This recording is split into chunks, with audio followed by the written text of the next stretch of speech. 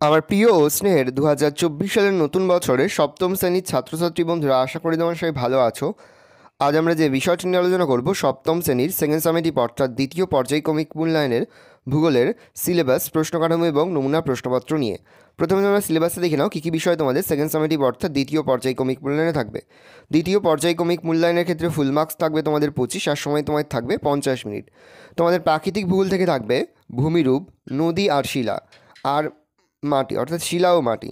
আর আঞ্চলিক ভূগোল থেকে থাকবে আফ্রিকা মহাদেশ।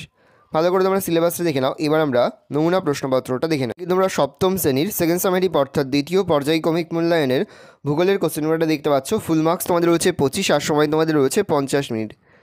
একের দাগে রয়েছে সঠিক উত্তরটি নির্বাচন করো যে কোনো 5টি প্রতিপ্রশ্নের মান 1 করে 1 × 5 = 5। প্রথম, পৃথিবীর ছাদ যে মালভূমিকে বলা হয় সেটি হলো চন্নাগপুর মালভূমি, মালব মালভূমি, পামির মালভূমি না লাদাখ মালভূমি? উত্তর হবে পামির মালভূমি। প্রশ্ন, পৃথিবীর দীর্ঘতম নবীন ভঙ্গিল পর্বত হলো হিমালয়, আল্পস, আন্দিজ না রকি? উত্তর হবে আন্দিজ। প্রশ্ন, সিমেন্ট তৈরির কাজে লাগে ব্যাসল্ট, গ্রানাইট, কোয়ার্টজাইট, চুনাপাথর? উত্তর হবে চুনাপাথর। প্রশ্ন, নদীর ক্ষয়কার্যের ফলে সৃষ্ট একটি ভূমিরূপ হলো জলপ্রপাত, প্লাবনভূমি, অশ্বক্ষাকৃতি হ্রদ, বদ্বীপ? উত্তর হবে জলপ্রপাত।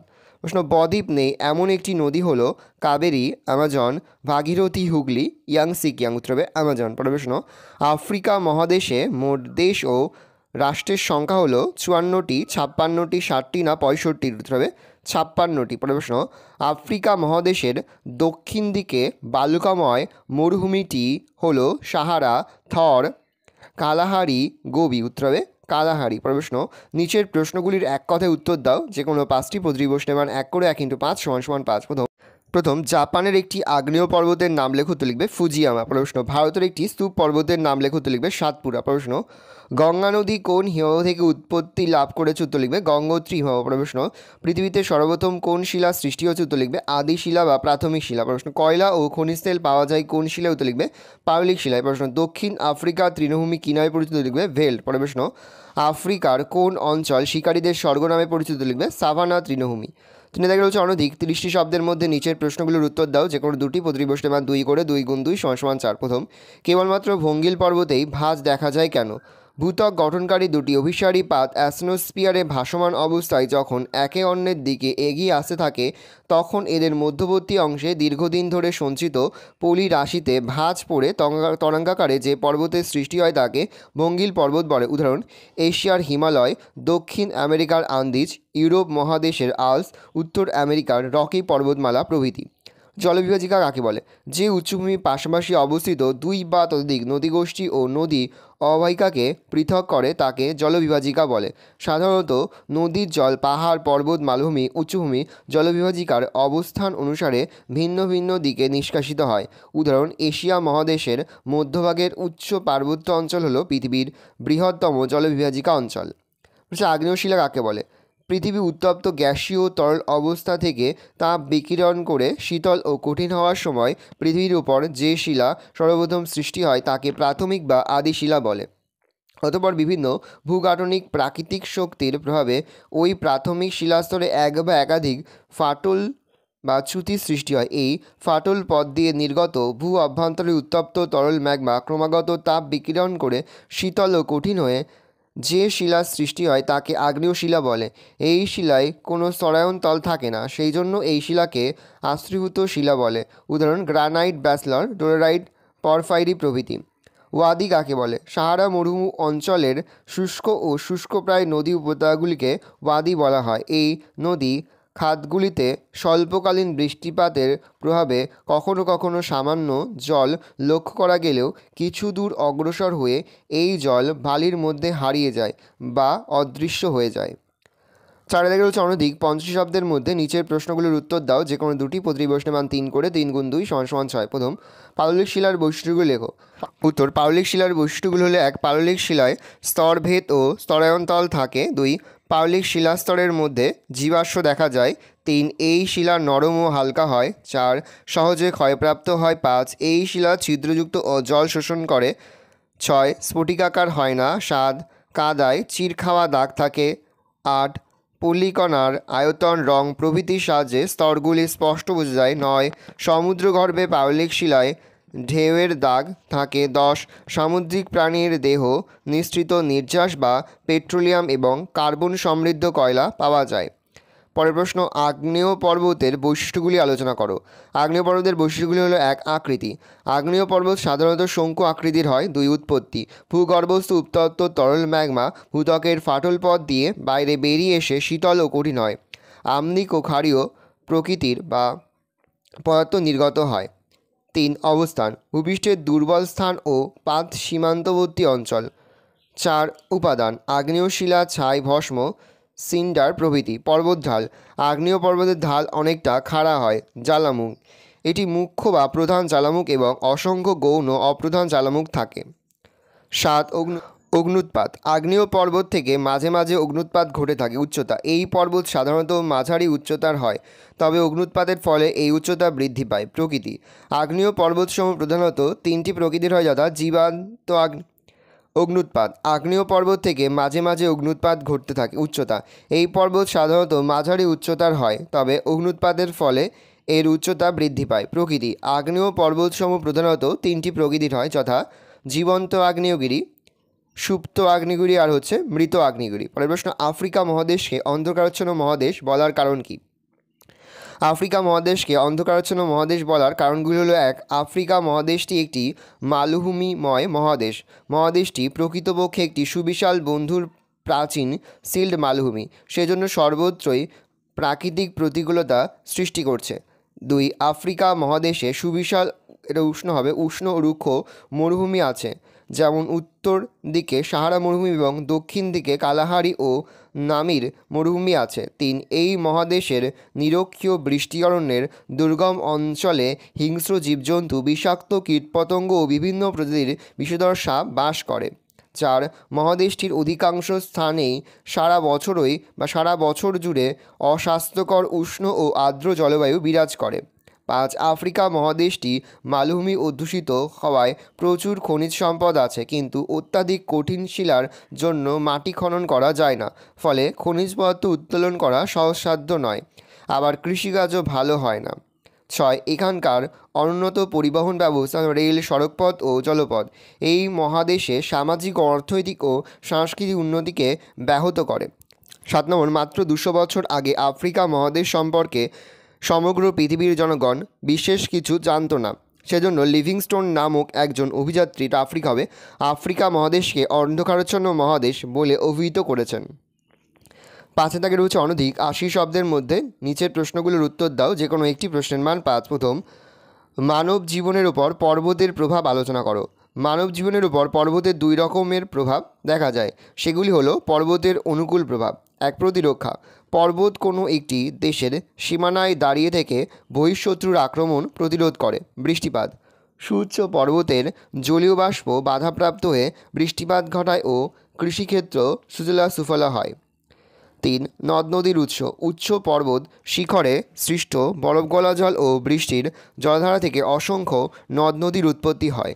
জলবায়ু নিয়ন্ত্রণ। পর্বত বিরাট প্রাচীরের মতো অবস্থান করে উষ্ণ ও শীতল বায়ুপ্রবাহকে বাধা দেয়, যেমন শীতকালে সাইবেরিয়ায় হিমশীতল বায়ুকে বাধা দিয়ে হিমালয় ভারতে শীতের তীব্রতা কমিয়ে দেয়। 5. কৃষিজ ফসল। পর্বতের বিশেষ মৃত্তিকায় প্রচুর অর্থকারী ফসলের চাষ হয়, যেমন চা, আনারস, কমলালেবু, কফি প্রভৃতি। জলবিদ্যুৎ। পর্বতের ঢাল অধিক খাড়ায় হওয়ায় নদীগুলি খরস্রোতা হয়, ফলে তার দ্বারা সহজে প্রচুর পরিমাণে জলবিদ্যুৎ উৎপন্ন হয়। 7. তৃণভূমি। পর্বতের ওপরের অংশে বৃষ্টিপাত কম হওয়ায় সেখানে তৃণভূমি জন্মায় এবং তৃণভূমিতে পশুপালন করা যায়। 8. পর্যটন ও স্বাস্থ্যকেন্দ্র। পর্বতের অপরূপ প্রাকৃতিক সৌন্দর্য ও মনোরম জলবায়ু, নদী, জলপ্রপাত, তুষারক্ষেত্র, উপত্যকা, শৈলশিরা, ফুল ও ফলের বাগিচার আকর্ষণে সেখানে পর্যটন শিল্প ও হোটেল ব্যবসার উন্নতি ঘটেছে। শিল্প। কৃষিজ ও খনিজ সম্পদের অভাবের জন্য পার্বত্য অঞ্চলে কারুশিল্প ও কাষ্ঠশিল্পের বিকাশ ঘটেছে। অধিবাসীদের চারিত্রিক বৈশিষ্ট্য। পার্বত্য অঞ্চলে অত্যন্ত দুর্গম, বন্ধুর তথা প্রতিকূল প্রাকৃতিক পরিবেশের জন্য এখানকার জনগণ অত্যন্ত সাহসী, পরিশ্রমী, কর্মঠ ও সরল মনোভাব সম্পন্ন হয়। বি দিয়ে লিখবে পর্বতের প্রতিকূল প্রভাব।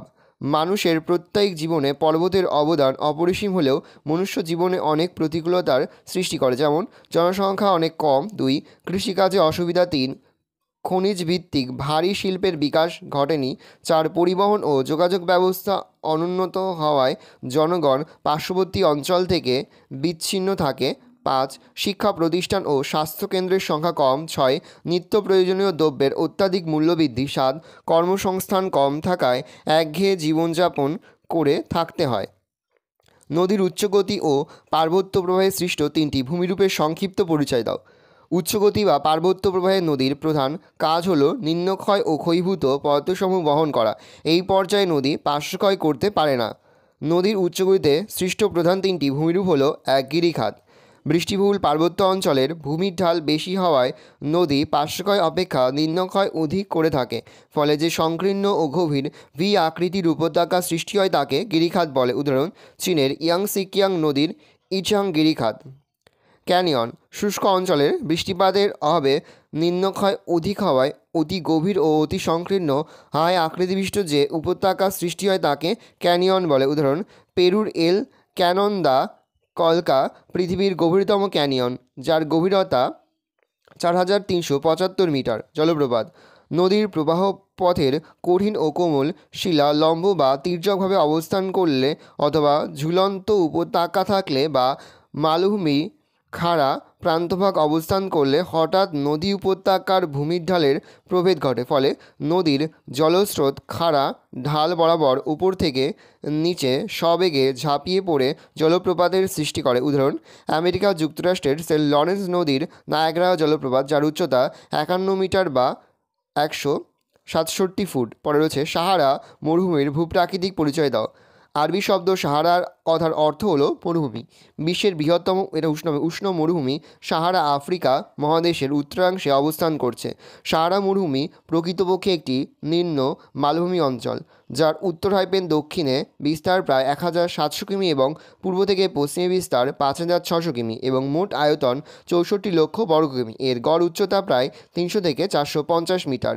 ভূপ্রাকৃতিক বৈশিষ্ট্য অনুসারে সাহারা মরুভূমিকে প্রধানত 4টি ভাগে ভাগ করা যায়। সেগুলি হলো, 1 উত্তরের নিম্নভূমি অঞ্চল। মরুভূমির উত্তর অংশের ভূমি বেশি নিচু, কোথাও কোথাও উচ্চতা 0 মিটারের কম।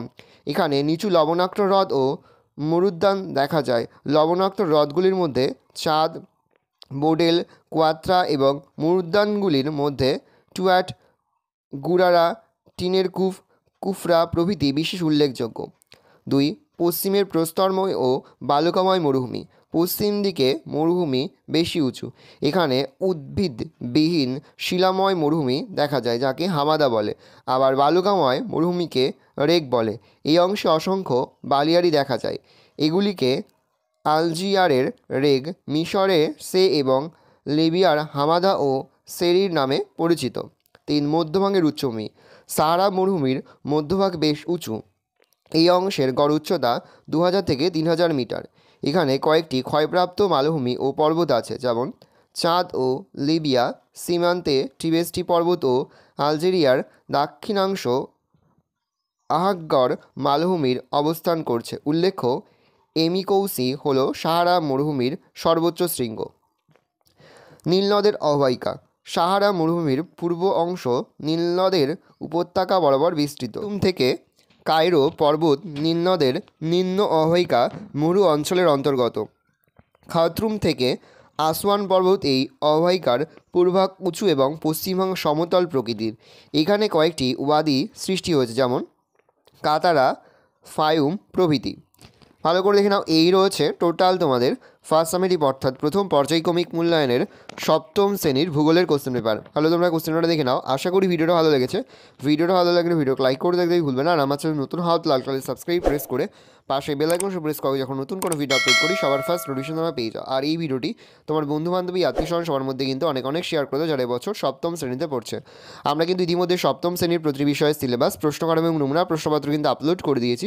তোমরা যদি এখনও পর্যন্ত সেই ভিডিওগুলো না দেখে থাকো, ভিডিওগুলো কিন্তু তাড়াতাড়ি দেখে নাও। তোমাদের সকলকে জানাই আগাম পরীক্ষার অনেক শুভেচ্ছা এবং অভিনন্দন। একেবারে ভিডিও শেষে স্ক্রিনে তোমরা একটা প্লেলিস্ট দেখতে পারবে, তার উপরে ক্লিক করলে সমস্ত ভিডিওগুলো কিন্তু তোমরা পর দেখে নিতে পারবে। ভালো তোমরা কোশ্চেনটা দেখে নাও, কোথাও বুঝতে বা লিখতে যদি কোনো রকম অসুবিধা হয় তাহলে কিন্তু নির্দ্বিধায় কমেন্ট সেকশনে কমেন্ট করে জানাতে একদমই ভুল